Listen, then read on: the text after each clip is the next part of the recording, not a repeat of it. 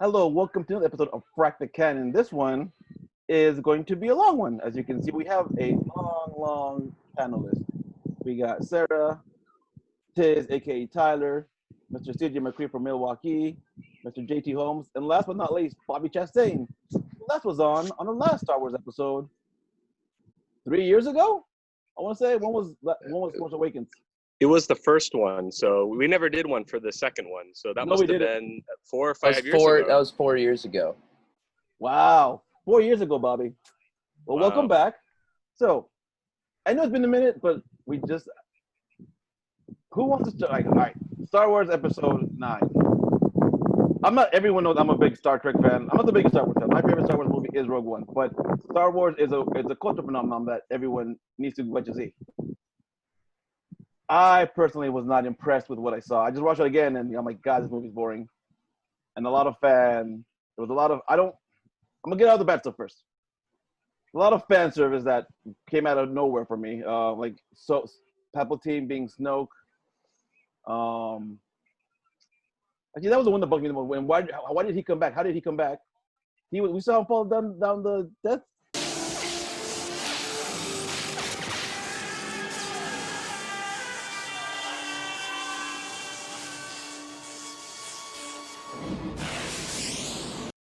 Star Chamber and explode. I'm like, what happened? Where was that?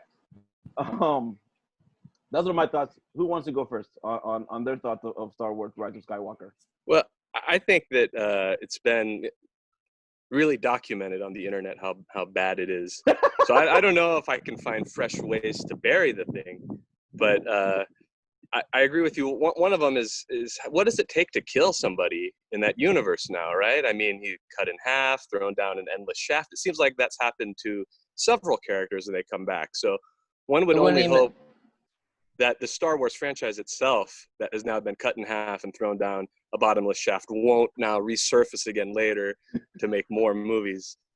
They couldn't even let Carrie Fisher die properly. Whoa! I'm just saying. I thought they should have recast that. They could have put like Meryl Streep. They could have done something. And even in Rogue One, they could have had Charles Dance play Peter Cushing's role.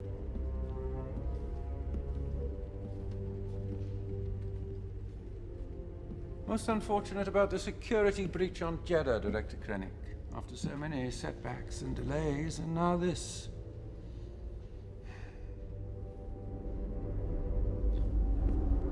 We've heard word of rumors circulating through the city. Apparently, you've lost a rather talkative cargo pilot. Yeah, all these things they've shown that, like, by doing this face casting stuff, like, it definitely, I heard someone title it Retcon of the Jedi or Retcon of Skywalker, because, like, it's so clear. Like, I hear what you're saying, Bobby. There's, like, literally, we could post 800 articles about why the movie was just bad. But I think what's even more comical now is what I've noticed is that what Disney's pushing forward is it's clear they want Star Wars to not be one cow in the herd. They want Star Wars to be an entire herd of cows with endless milkable teeth. And the thing is they just released the Star Wars Episode 9 compendium, like the walk-along guide that basically ties all the loose ends, like you read through it and tells you about background characters, you know, if they were so-and-so's cousin from Episode 5 or something. I'm not kidding. They have whole splash pages, almost like a porno mag of the Sith troopers, and it doesn't talk about anything about Palpatine being Snoke and Vader's helmet. Does that have any? Is there anything with that? How did Palpatine survive the Death Star? Why is there 16 hours to save the universe? What's an hour in Star Wars? What is that? Right, Palpatine has a radio wave that he tells everyone that he's going to do the final order. Dude, if you could build an entire fleet of thousands of Death Star capable so bad ships. It's so bad. Why didn't you just do that from the start, dude? Build 2 Death Stars and then a planet size. It's stupid. It's dumb. Sara, Tyler, CJ, who wants to pick up on that one? Yeah, I'll just say really quick, just to kind of step out of the conversation, is I haven't seen the third of the worst trilogy. Isn't that what this show's about? Is though? that what we're supposed to be talking about? Is right? Yeah. I'm sorry. Did you not get that? No, You know no, that I didn't do my homework, but primarily, Homework. That was like in the invitation. yeah, primarily because I saw The Last Jedi and I was like, well, I heard the third one's worse, and I don't want to see anything worse than that. So, The biggest, I think, for me, the biggest complaint that was that it retconned everything that they set up in The Last Jedi. Right. yes, It was. It was. Do you want us to spoil it for you? We'll spoil it for you. Yeah. Who cares? All right. Yeah. So the biggest thing is that, remember how she was told she's no one special. Like she's a Palpatine. Like she's the granddaughter of Palpatine. Which insinuates that Palpatine got freaky with someone and Yeah, had a real daughter. They Or didn't could have used mention- his magic. They didn't It was mention a- was she made through the Force? Was she a clone child? Nothing. They don't say anything. What was it, Sarah? What did you say, Sarah? He had himself cloned. So I don't know. I'm pretty sure. I don't know if Ray would then be his weird Well, clone. that's the old canon stuff where they actually used to talk about clones, but they actually show it's his daughter. Palpatine's daughter has Ray. Quick. I have a quick story. So I was in line for Phantom Menace the first day. You guys are all too young to have been in line for Phantom Menace. You were all in kindergartens. I was a But- teenager. Well, whatever. Same difference. So I was in line, and we were stuck behind this guy who was like this super nerd. He was talking about this planet of Palpatines and how it's like all these clones. And I remember me and my friend thinking, "Wow, this guy! What a terrible idea!" That's like the bottom of the barrel fan fiction. And why does this guy know that? And then that's what this movie was. Yes. Yes. But that's literally, I said, in old canon, you find out Palpatine just makes clones of himself, so if he dies, he just moves his spirit into it, like a rental car. Like, they don't even say, as said, like, the man got tossed down an exhaust port, and you see a little poof at the bottom, like, what was that? Why didn't they say, like, oh, that wasn't really me, that was actually one of my clones on the Death Star? There, boom, you just answered, because you don't even see him in Empire. The way you see a hologram. In Revenge of the Sith, he says that there's a way to you can beat death. He had such a knowledge of the dark side, he could even keep the ones he cared about from dying. Is it possible to learn this power? Not from a Jedi. Right? Well, it Cheat, turns yeah. out the way to cheat death is Right. to get cut in half and cast down a bottomless pit because it worked for him. And It Darth worked Maul. for Darth Maul. I heard Boba Fett is coming back now. So Is They it? couldn't get rid of Yeah. Asajj Ventress. They couldn't get. There's all these characters they just can't actually get rid of. that's the way. Just get cut in half, thrown down a bottomless pit. You'll live forever. That's what I got out It's a of it. Lazarus pit of Star Wars. That's right. Same thing happened to Darth Maul. Sarah, CJ. I mean, I think I stand alone, and that I actually enjoyed this movie. Okay, we have a defender, right? Good. No, enjoy it, please. But I watched it with my emotions. So like I actually had this exact argument with my boyfriend because I rewatched it this week, and he was trying to make a logical argument of why it was a terrible movie, and my comeback was always like, but I love it. And like he couldn't like it was just like, again, there's no logic in my you can tear it down with logic, like it makes, but like it gave me all the feels, like it had all the emotional points that I wanted for like the end of this series. That's just John Williams' score. There's no imagination put into it. There's just a rehash. As bad as I thought the episode 8 was, at least they tried new things thematically. They tried to take it a new way, and then at the end of this one, it's just him, the old Palps, taunting the person, and then that doesn't work. So come join me, strike me down, and then that doesn't work. Then there's the lightning fingers, and a billion planet-killing machines. It was like the lack of imagination I found very disturbing. It's like they gave JJ the keys to this whole universe, and all he could do was rehash. He and drove the and Lamborghini retcon. to McDonald's. So it had nothing to do with the nitpicking. It was just there was this utterly void of any imagination. Also, it's interesting to me how they're at the end. The thing that defeats Palpatine is his own lightning. I'm all the Jedi.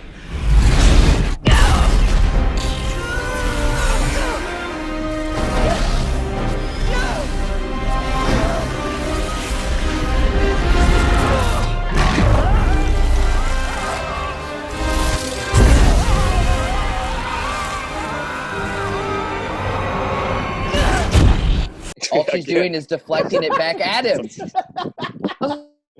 Just stop. Just don't do it anymore. He's like, like, what? It's his thing, bro. It's his thing. Every time we see him, he's shocking himself. You know. It's what he's into. They bring him back. They bring him back in the scroll. You know.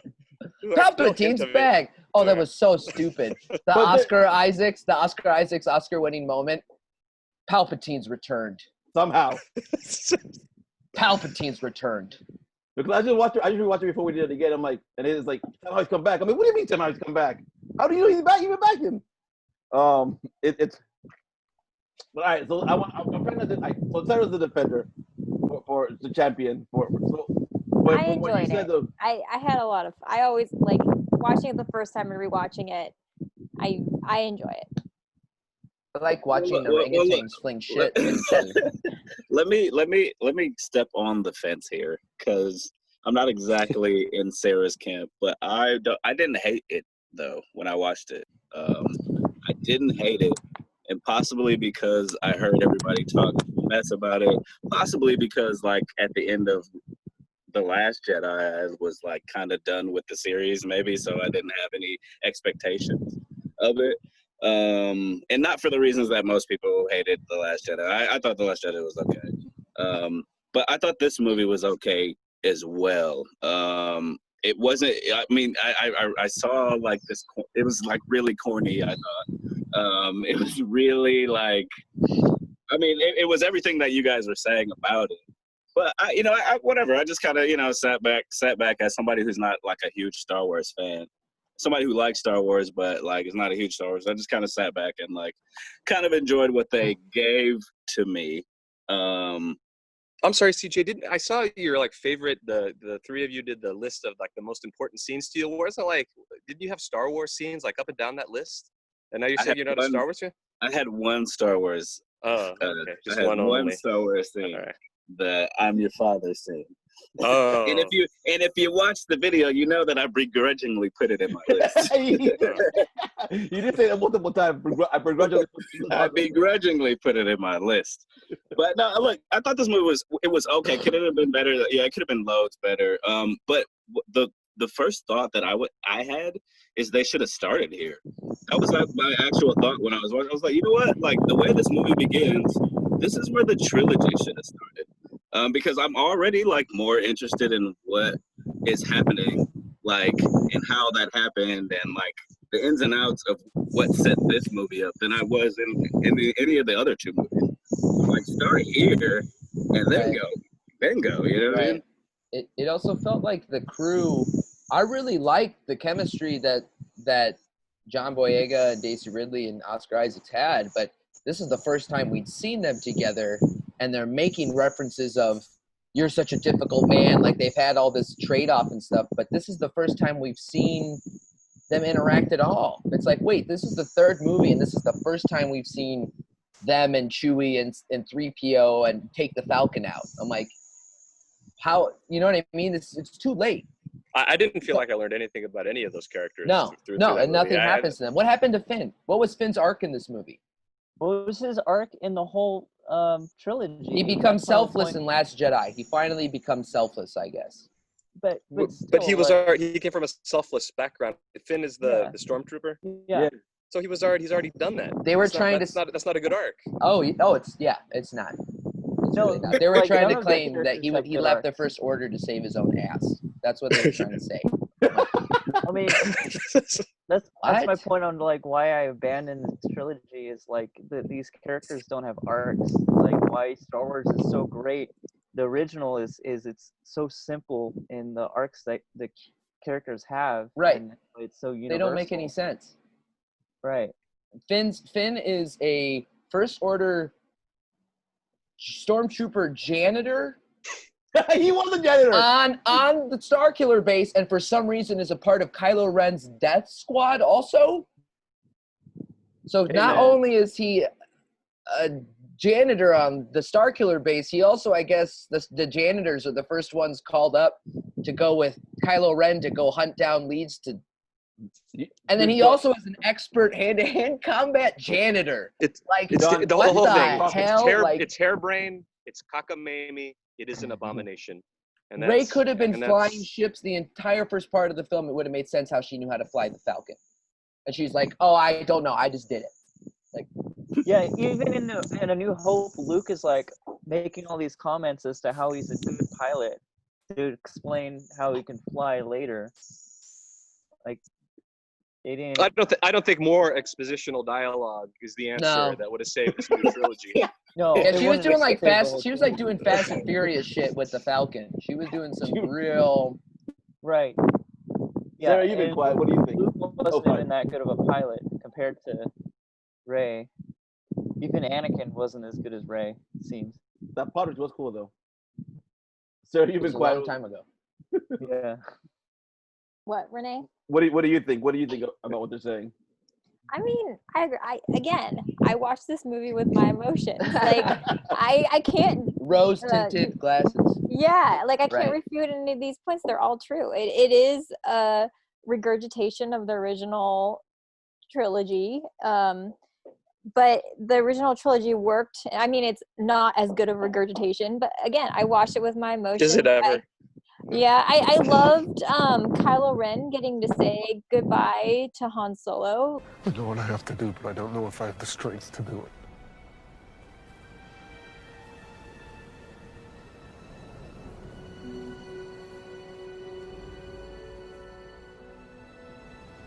You do.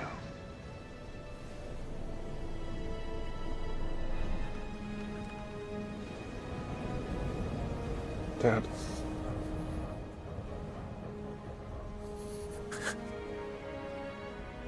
I know.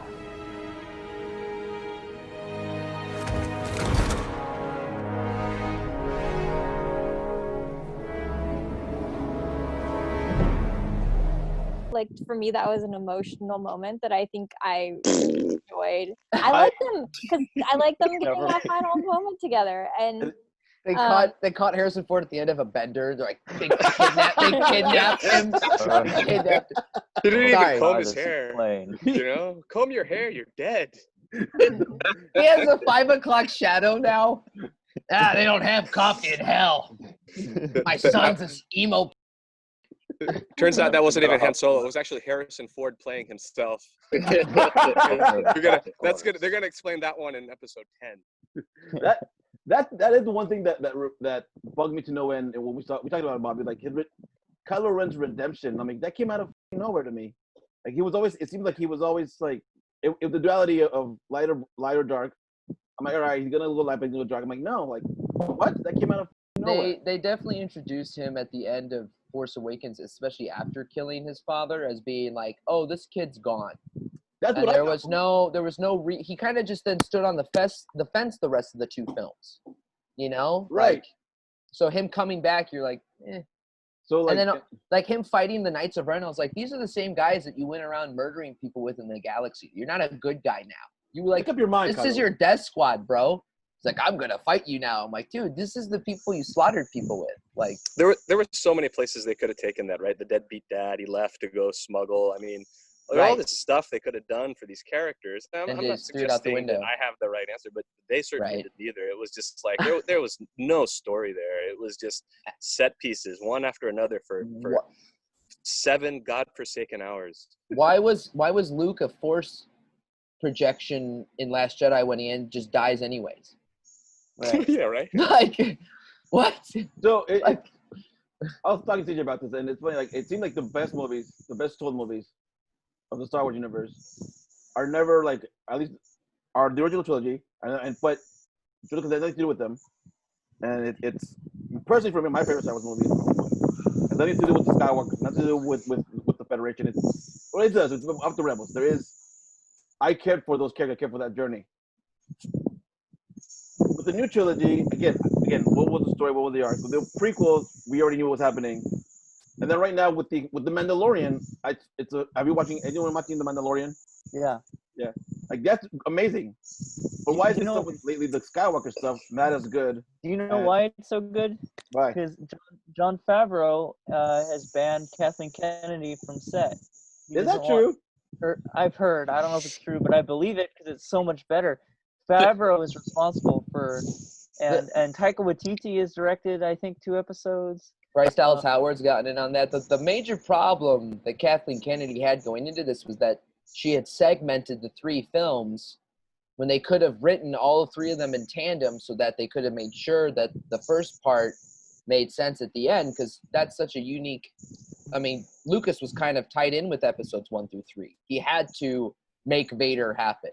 But here you have a completely fresh kind of start, and they could have written the 3 movies in tandem, all at once, same directors, same writers, something like that, maybe different directors, but same writers, but instead they broke it up, and that's why the movies are kind of like, oh, it's this, and then it's this, and then it's this again, and as a viewer, you're kind of like, it's confusing, you know? It's like going hot to cold, hot to cold, hot to cold. You just can't really enjoy it. Zero cohesion. Right. I can't imagine 2 more 180 degrees than going from whatever they were doing to 8 and then to 9. It was who's complete mood change. Who's looking too. After this? Right. Yeah, tonally different. The story was different. The themes, and then even just zero cohesion. That no one was watching the shop.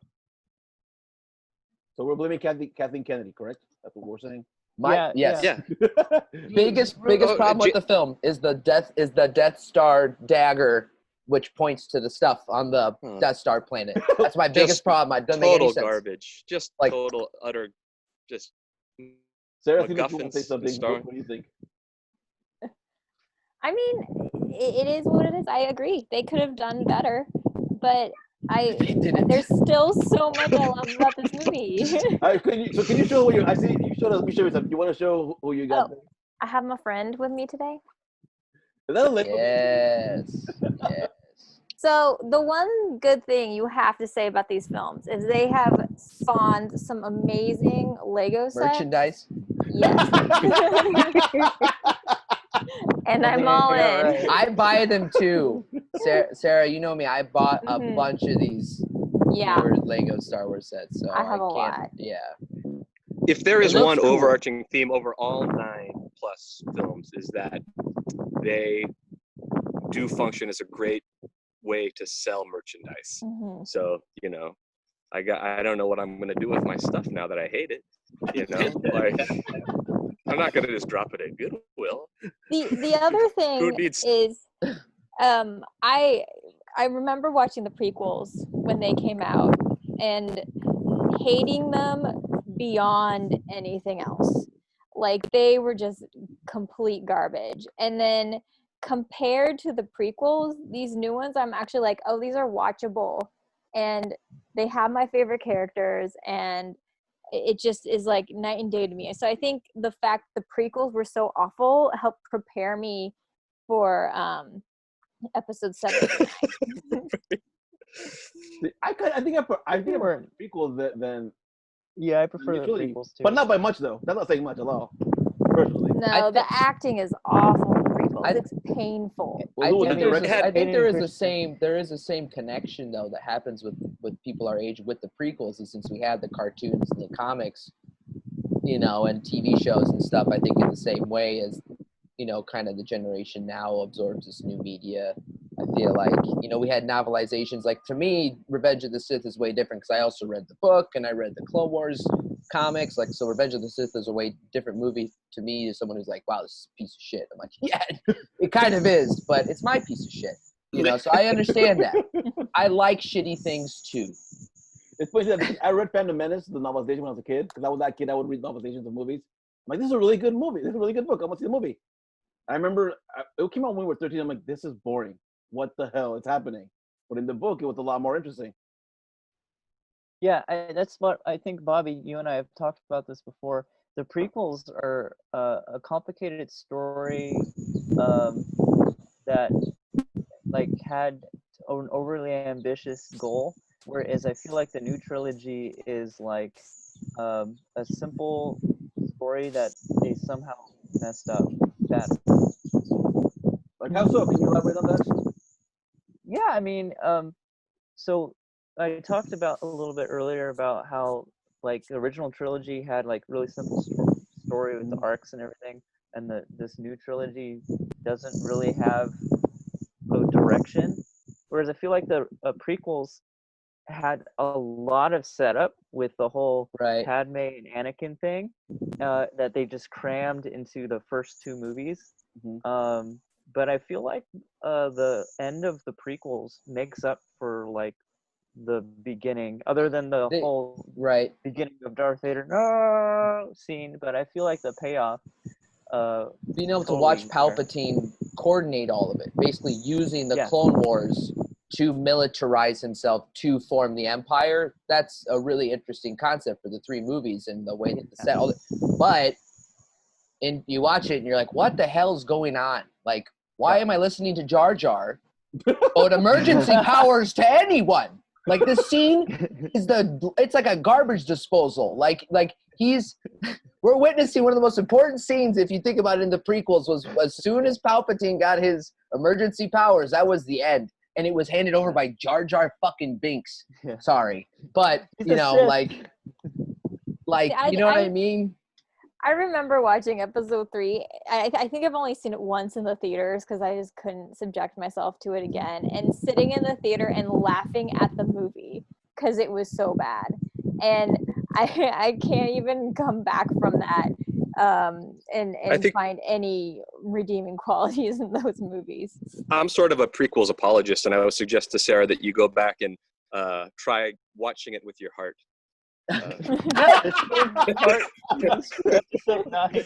Nice. Try not to get hung up on things like performances and logic, execution, and just watch with your heart. And I think you'll enjoy it a lot better because you'll get the feels. The John Williams music is still there, and I think you'll take it. I don't know. I think I'm too prejudiced. I don't.